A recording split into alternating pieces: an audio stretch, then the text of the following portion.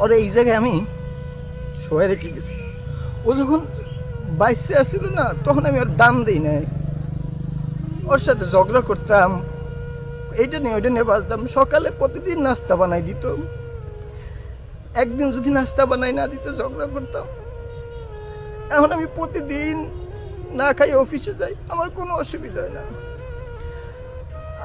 আমার বউ কিছু কইলে আমি রাগ হয়ে যেতাম, এখন আমি রাগ দেখানো না, কারণ কোনো লোক পাই না। আমি এখন একলা থাকতে পারি। আমার পাখিটা নাই এই জায়গায় শুয়ে রয়েছে। ওর নাম ছিল রানী। ওরে দেখতো আল্লাহ রানীর মতন বানাইছে, শুধু আমি ওরে রানীর মতন করে রাখতে পারিনি। আমি আল্লাহকে খেস খেস খেস খেস করছি। আমার যখন জ্বর হইতো, অসুখ হইতো, সারা রাত মাথায় পানি দিয়ে দিত, সময় ঘুমাইতো না।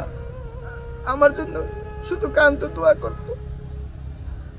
আমার বলতো তুমি একটু নামাজ পড়ো, নামাজ পড়ো। আমি না নামাজ পড়তাম না। আমি আজকে নামাজ পড়ি, তাও আমি নামাজ পড়ি। আজকে শুক্রবার, আমি শুনছি আল্লাহ শুক্রবার দিন না আসর নামাজের পর দোয়া কবুল করে। তোমার লাগে আমি দোয়া করতে এসেছি। আল্লাহ তুমি আমার রানীটারে, এই যে ফুল বাগান, এটা আমার পাখির কবরস্থান, এখানে শুয়েছে। আমি আমি ফুল বাগানের মতন বানাই রাখছি। আমি তোর ফুলের মতন মরতে দেখতে পারি না। ও যে আমার কি জীবনে কি আছিল আমি না বুঝি নাই। আল্লাহ আমার থেকে নিয়ে গেছে।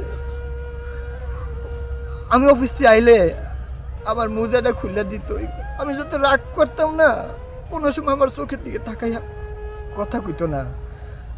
আমি অনেক অন্যায় করছি। আজকে তুমি নাই, আমি বুঝতেছি যে তুমি কি আছিল আমার জীবনে। আল্লাহ তোমার জান্নাতবাসী করুক। আমি তোমার সাথে অন্যায় করলে তুমি মাফ করে দিও। তোমার সাথে ঝগড়া করছি, কত কিছু করছি।